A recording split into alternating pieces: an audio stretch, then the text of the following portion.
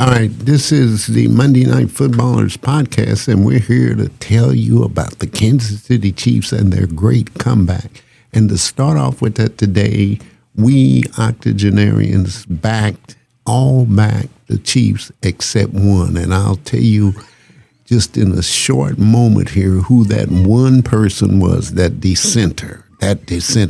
great dissenter, but he's a backbound dissenter. He's I don't want to say sinner. But as you grow older, you kind of get savvy on who knows and who don't know. And our guests today both know, but in different worlds they know. And so the first person is very fact-oriented, and the second person is more thought-oriented, or at least more futuristic. And we're going to have both of them on the show here as Monday Night Footballers, but that's the kind of stuff that we talk about and have been talking about now for 55 years. And our conversations are recorded in the Kansas City Call each week. So we've had a lot of talking to do together, but more importantly, we learn a whole lot. And I am so fortunate as a person who's been in the healthcare field to not only accept other points of view, but also learn from the people who have different points of view. And that's kind of what we are, but still remain friends after 55 years. And so let me get started here, because the Chiefs just made a big comeback to the chagrin and not with the support of one and only Harry Sypert. I call him that Harry Sypert. So defend yourself there, Harry. Tell me why you voted against the Chiefs and the Chiefs won. Well, the main reason, I didn't think the Chiefs D-back could guard anyone. I still don't think that. And even though they did last night, it was surprising. Guess I made a mistake, but...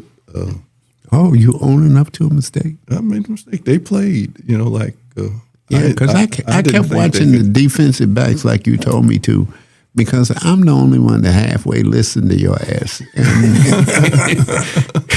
everybody else cut you off. And you notice in the articles, I write about you a lot, especially your recall, and even an adversary, a very quiet, very accommodating adversary like Dr. John Martin, has his suspicions of you, but he ain't afraid to go up close to fire. But anyway, I watched them defensive backs yesterday. As a matter of fact, I called Ed West and I said, Ed West, help me understand the movements of the D-backs. And, and one of the things, because he was a D-back, back in college, he's one of the few Kansas City people who have ever played in a national championship game. And he scored several touchdowns doing that.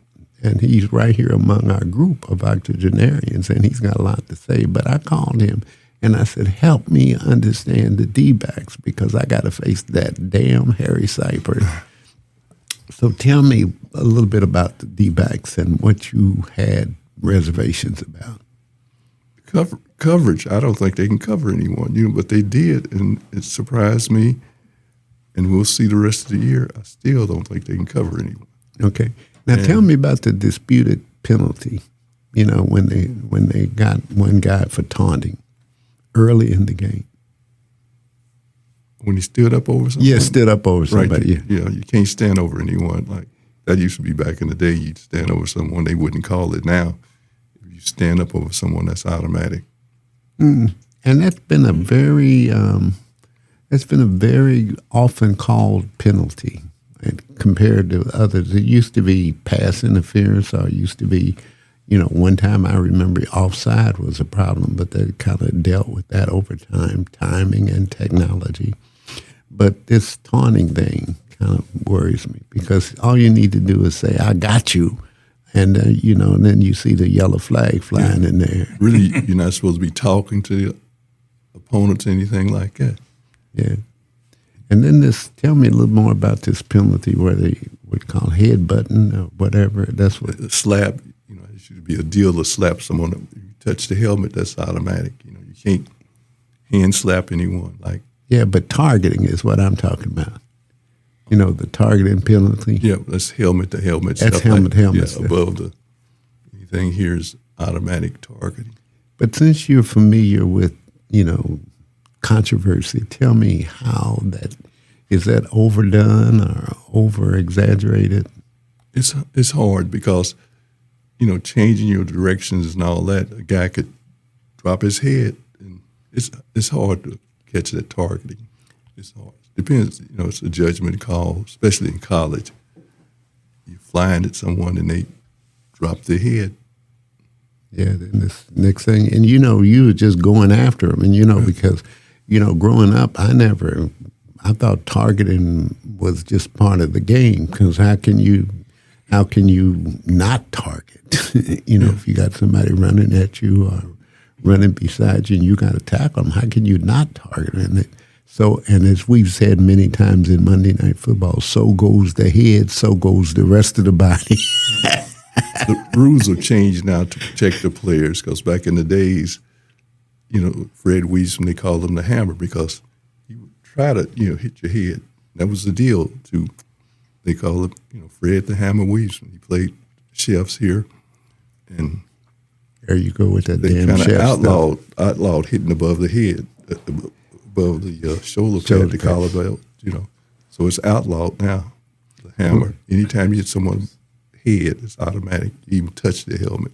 But you still ain't gave me a good reason yet why you just defy the Chiefs and their ascension. You'll find something wrong with them one way or the other.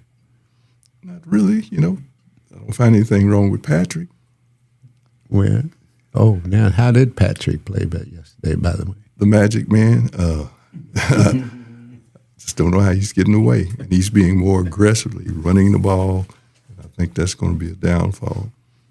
Him taking off, running, and hitting people now. Mm-hmm. He actually ran into somebody on purpose. Yeah. But the scriptures say, draw nigh unto me. Do you think that's what he's doing now? He's kind of like wanting people to come in so he can trick them and throw further down. Well, they're coming in, but he's just magical, that little circle he did to get away one time and taking off and just. Well, but let history record it, and I'm going to write about it this week in the call, that you were dead wrong. I admit I was wrong this time. But a few weeks from now, I won't be wrong against Washington, the Bills. And you kind of got me there, because I ain't quite as deft as you are at predicting the games that are coming up. So I have to do them kind of one by one or just before they get played. And maybe that's what you get us on. You got that historical perspective. Well, they had a lot of men out, I'm not making that an excuse. But Detroit had a lot of injuries. But here's what you said. Here's what you said about Detroit. You said Motor City. You remember that? The Motor City men, yeah. Mm-hmm. And many people don't remember, but people flocked to Motor City, the car-making capital of the world, back in the 40s and 50s, because that's where the jobs were. Right. They came up from the South. And they came up from the South. They gave up the cotton fields to go to the cars. Really make some money. You moved in with relatives, staying in Detroit. Yeah. Migration from the South, St. Louis, Kansas City, the meat packing companies here, and like the car making in Detroit. And here's the thing that really, really grabbed us. This is what the headlines didn't say, but a lot of white people got scared of black people taking their girls because those Canadian girls were right there across the river, and that really started the revolution. Everybody wants to say it started in the cotton picking fields, but it didn't start in the cotton picking fields. It started in the car making industry. Right there, Windsor, Canada, right across the bridge. Yeah. The tunnel, you take the tunnel under the Detroit River, over Windsor, Canada. And some of us walked over there, We didn't need no bridge. But anyway, Harry, we want what do you see coming up this next week before we go to Dr. John Martin and talk about a very important subject about the stress that's going on in the country today? But what do you see? What do you see coming up? This Sunday at 12 o'clock, well, Silver and Black come to town. This is not your Silver and Black from 1963 to 1997. When you were said won all them games then. Right. Because they sure ain't winning now. No, not winning now, but this is not your Silver and Black from 63 to 97. So the chef should blow them out by at least 25, 30 points. Let me identify ourselves here. This is the Monday Night Footballers podcast, and we're a group of octogenarians. And in case you don't know what that means, you should look it up because more black people are getting to be 80 than ever before, and we have beat them. We have beat them. We have lived longer. We've destroyed the Medicare plans and whatever, and we still here. And that means that we know more or know just as much as they know at this point because we've been through it. They're sort of looking at the world through the rose-colored glasses they created. And I, for one, enjoy being in this group of old men who talk not only about the past, but can predict the future too. And with that, that's why I ask you, where are we going next with this? I mean, where do you see the Chiefs ending up? For the season? Yeah. I remember we played 17 games. It's kind of hard, and I have to go back and redo my... Yeah, you sure do. You sure do. You know, anything could happen. Patrick could go down. I don't want him to go down. Like back in the day, Al used to say, the first 10 plays of the game, the quarterback must go down, and he must go down hard. You can't do that now, you know, so... You sound like Trump in Egypt. All right, well, I'm going to come back to you there, Harry, and get your prediction for the next, give you a chance to think about that. But I want you to know that we respect you a lot, especially your facts and figures. Now, your outcomes or your predictions ain't very good, but your factual backup is excellent. Would you say that, Dr. Martin? I agree. Okay, and what do you think about when you see that Harry Sypert? I think that Harry's a good historian. Mm-hmm. He brings a good representation of what's going on in the past.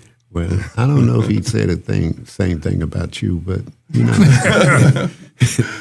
But let's kind of look at some of the other things that we talk about in the Monday Night Footballers weekly meetings.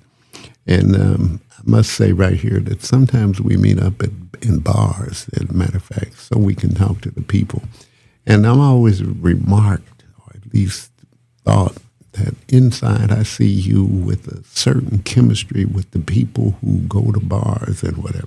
Now, am I dreaming, or am I on some kind of academic inquiry here? Tell me about that. Well, where you born anyway? Where was I born? Mm-hmm. Born in St. Joseph, Missouri. Okay, so you're a small town lad, so you used to talking to people of all kinds. Actually, I was born in St. Joe. We left I was 7 months old. Okay. Moved to St. Louis. So I'm really a St. Louisan. Okay. Tell me about how you achieved all these doctorates before we get to talking about your real community changes that you've made. Go ahead. The achievement of the doctorates is a function of stubbornness. Just refuse to quit. I started going to school. I actually went to Harris Teachers College in St. Louis. It was the cheapest college education you could get at the time. Mm-hmm. My tuition was $25 a semester. Been a while since it's been that way, Dr. Martin. It's been a long time since it's been that way. I'm going to start calling you that John Martin. Yeah, I paid more for books than I paid for tuition. But I had the misfortune of having more fun than academics. So Mom stopped paying the tuition after the first semester. She threw that burden on to me. Well, after high school, I had to find a job to pay my own tuition. But I was determined to continue, so it took me 7.5 years to finish my bachelor's. Well, you know what I think about every time I see you, and it came up in a conversation of one of our many, many conversations. Everybody thinks that we talk about football, but in one of our many conversations week after week, it came up that you were born into or at least lived with a parent, your brothers, and St. Louis, and your mother was a widow. Is that right? Yes. My father died when I was 13. And give me just a little idea of kind of what the circumstances were then. Well, we lived truthfully, this was 1956. We had just a couple of years before we bought our first home. Mom bought a house that was owned by the city because of back taxes. It was in great need of repair. My older brother was extremely. But she put you out there to go to work. My older brother was gifted in a lot of areas. He did a lot of he and my two older brothers did a lot of the repairs around the house with Pop. And we were there for 3 years, and Dad worked at Union Electric. He'd gotten a little promotion that year in '55. He got a promotion. He was the first black, what they called boiler room engineer, which meant that he sat in a room with 110 to 120 degree temperature and watched the pressure gauge on the boilers that produced electricity for St. Louis. And his job was to manipulate the pressures in that boiler so that it didn't blow. Didn't get too hot. Right. Yeah. And one evening, he apparently went out for lunch, and they would take lunch sitting there was a catwalk along the back of the building that was over the river. And they went out for lunch, and apparently one day he went out there for lunch, and he slipped and fell off. Fell into the river. Currents drew him underwater and into the cooling fans that cooled the that provided the water for the boilers, and he was trapped against that current. He was trapped by the current against the gate that kept the debris out. He couldn't swim back out, so he drowned there, and they found his body a day later. So am I to conclude that your father's death had a lot to do with your achievements? To some extent, because once Pop died, Mom was, she was broken up about it. So I wound up, my oldest brother had, by then, Charles had gotten married. Terry had gone to the Army. I was the oldest brother home. So a lot of the business ends of the family fell to me. Because Mom she wasn't in position to handle it at the time. So I learned how to do the taxes, pay the bills, manage the budget. And other than his life insurance, we lived off of Social Security. And I want to tell you, that was a whole whopping 200 and something a month. And we Back paid in the 50s. Back in the 50s, mid 50s. And it was the three of us. And the one good thing was that we owned the house because the life insurance paid the house off. And so all we had to do was pay utilities, buy groceries, et cetera, and try to maintain the car. And so I learned, like I said, I learned how to do a lot of the business stuff. I also learned how to do a lot of the repairs because nobody else was there to do them. I learned how to work on a car. I changed the oil, changed the filters, did whatever, changed tires, whatever the heck needed to be done. That was starting at 13. I learned how to drive at 14, but of course I couldn't drive anywhere. But I'm beginning to see how you could have empathy for somebody like that, Harry Sypert. Because you've been through a lot yourself, is that right? Well, yeah, life's been fun. I mean, been challenging, but you learn a lot. I've learned an awful lot of practical things just from the fact that I had to. You do what you must. Okay. But, like I was trying to get at that through it all, you achieved a doctorate in education and went on to become superintendent, not only here in Kansas City, but in a suburb area with Grandview. And you went on to get accreditation with distinction, which means that your kids were not only learning, but they could prove it. And a majority population of kids. And I find that to be outstanding, almost as good at what that Harry Sypert said, about his achievements. But tell me, we could jump forward and we'll talk about that as time goes on, but tell me a little bit about the connection between you being kind of, I would say, responsible, if you must, compared to what we're talking about in the 1950s in St. Louis, Missouri, and went on to make an impact in Grandview, Missouri. Tell me how you got to Grandview. Well, that's an interesting story. Well, first off, I went through education, got a job in University City, a suburb of St. Louis, managed to get fired. Okay, that didn't go. Well, I've always kind of liked to speak my mind, and I don't like being pushed in unethical ways. So, superintendent and I locked horns. I got fired. The ex-superintendent from University City had got a job in Virginia, and he used to call and ask me if I wanted a job.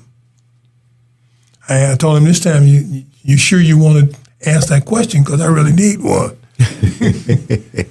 And he said yes. And I said, well, if you got a job, I need it. So I went out for an interview and got the job out there and wound up getting a doctorate while I was there. And on the interviews, 8 or 9 interviews all across the country, Grandview came up, and it was the one in Missouri, and the 2 members of the board and the president of the board and a couple of members of the board came out to interview the people in Montgomery County where I was working to check on my background, and apparently it went well, and so that's how I got it. They were impressed and hired me for Grandview. But when it was the outcome of Grandview that I want to dig into, is that in a time when people were talking about public schools, you made Grandview School District and put them on the map for something other than just negativity. I mean, I want to know, how did you do that? Give me a couple of things, or give our listeners just some insight on what it took to get that done. One, I was fortunate. I was surrounded by a very competent group of educators. Number 2, we decided together. We knew what the target was. If you know what you got to do, it's like any other game. You plan for success. Mm-hmm. And so we went about defining what success looked like. And we all bought into the program. And then we worked together to make that success happen. It wasn't serendipity that we got there. It was through... What's serendipity mean? Serendipity is luck. Okay. We got, it wasn't chance. It was the concentrated and deliberate efforts of the people in the school district. We got everybody on board. We worked with our teachers. We gave them the things that they needed. We gave them clear directions, and we gave them the support that was necessary to accomplish the goal. And the goals were clearly delineated. Tell me one time when you all fell out. Oh, we all fell out. You mean with the board or with the... Whatever you fell out, like me and Harry. I fell out with the board members when we had a couple of one new board member elected to the board, and she was determined to prove that the district was doing something dishonest. And we had a big to-do about her constant and unrelenting pursuit of financial records. She was dogged about it. And finally, what she did was Who you talking like? She got into Sitting it. right next to you. Oh. Go ahead. She got Claire McCaskill, who was then the state auditor for the state of Missouri, to come in and audit the books for the district. And Claire came in, audited the books, and we had a big meeting at the high school in the gym about it afterwards. And face the facts. Yes, to face the facts and hear what the report was. The report was glowing. Not a single area of of mishandling of funds. Not a single malfeasance. Not a single area of malfeasance. Not a single area of criticism. She complimented the district on the work that they were doing. The people that had backed the board member who had pursued this audit by the state got up and left the meeting after Claire's report. They wouldn't stay around. The very next board meeting, she wanted a record of all of the petty cash in the district. And it was wonderful because we didn't do petty cash. We didn't even have a petty cash account anymore. So it left her with nothing to chew on. But it didn't matter. She continued to be a pain in the anatomy. Ass. But John, I think what I'm trying to get over to young people is that most of us old people have been through some things that you don't even know about. And if you think you know what hard times are, or what tough times are, or what not being believed is like, you ought to just talk to some of us. Yeah. And I think that's why, I kind of gravitate toward your today's 2 and 825 and whatever's going on in our country, because we've kind of been there before. Yes. And you always say, just keep doing a good job and we'll be okay. That's it. The secret to survival in any situation is to continue to do what you do well. Don't get pushed around or swayed by the fads of the moment. You stick with what you know is good and work. And was it somebody said that good luck is more a function of hard work than it is of anything else? That's good for us to leave. Maybe that's what Harry was trying to say about them cornerbacks. Good work speaks for itself, doesn't it? Yes, it does. And we're going to continue this conversation as we go along, Dr. Martin. But more importantly, I think we're out of time at this moment. And I wanted to bring Trevor in here because I want to get his reaction to our group. Trevor, come on up here and pick up one of these microphones. Yes, all right. What's your impression that you've seen or heard or beginning to hear about our group as you all get it? What's in your head right now? You've seen us old men now about, I was going to say 4 times, but maybe it hadn't been that way, because one thing that does happen when you get old, you tend to exaggerate in your mind. It's not falsifying. It's just exaggeration. You see something or heard something that reminds you of something, and you think the something that you was reminded of is real. And so where are you, what are you getting from? Well, I can tell that you guys speak, you guys being elders, you speak from a place of some real experience in y'all's lifetime. I can feel that without even, I can feel that. So I'm definitely interested in understanding how you guys kind of see things as far as being elders or whatnot, because I've said this before to y'all that I can only try to just sit back and imagine what things were like, when you guys were around my age or whatnot. So I do understand that. Think the degree of difficulty in our communities or whatnot were different. I just wasn't here to experience. So I'm always willing to try to understand where you guys are coming from, because I know y'all have experienced some things that I probably have no clue about. So that's how I feel about that. Well, most things that this generation would soon fight about, like we just take right in stride with each other. They got some bad things to say about me too, but I don't care. It's like that Harry Sypert is the leader of that group. He tells me I need to know more about the Raiders and what they stood for. And yet we've got people here like John Martin, who's been through it all as a family without a father in it that died under suspicious circumstances. But you carry all of that through your life, and you ought to know that we ain't in this by ourselves, nor are you. And so we want to invite you in to just kind of sit in every time we record and talk.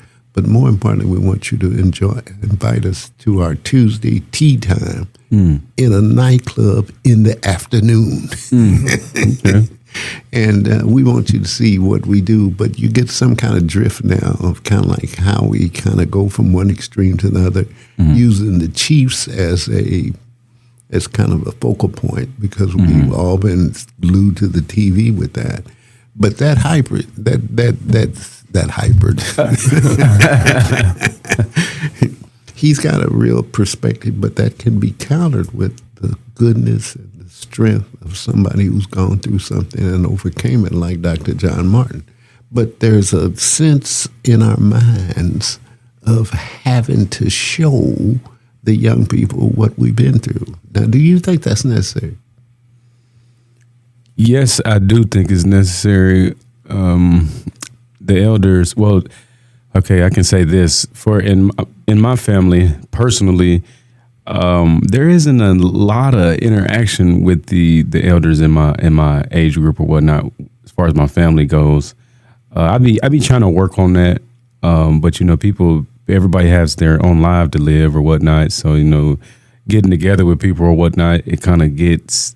Sometimes it can get you can get lost in things, And then my grandma called me. Well, I haven't heard from you, and what are you doing? What are you doing that's got you so busy that you can't pick up the phone and call me?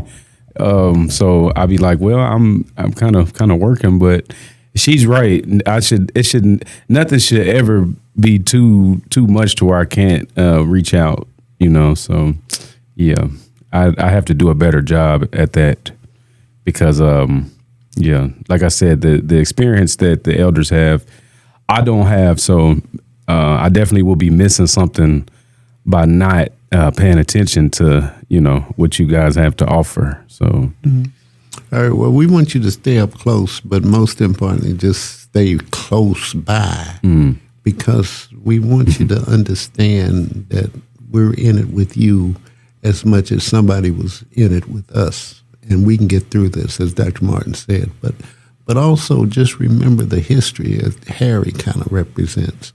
It may not have happened the way he thinks it does, and he might be right, but he might be wrong, but he also might be right. And so therefore, we've got to kind of at least get together. Would you agree with that, Dr. Martin? Yes. Yeah, we got to be in close just to know what it is that we can trade or what we can learn from each other. And so we want you to be that market point for us. Will you do that? Yes, I will. All right, good enough. And I guess I got to end by saying that Harry was wrong about the Chiefs. He was so wrong that I wanted to call him up in the middle of the night and tell him how wrong he was. But I have to sign off with this in mind, that I'd rather be his friend than his foe, because he knows some stuff that I don't know. But most importantly, he got a memory that works every time. And you don't even have to, he just can recall it real fast. And I'm in enviousness of that. But also I know that there's people just not too far from him, like Dr. Martin, who somehow or another manages to keep his calm and keep his cool in spite of the irritating sometimes facts. But you notice that facts kind of run the world, and they should, because if we learn the facts, that means that we can reach equality a little bit better, just like Dr. Martin said. So we want to make sure that you stay close, but most importantly, encourage us as well. Will you do that? Yes, indeed. All right. We'll be back here next week to do it all over again, where we keep talking history and more. Take care. Bye-bye.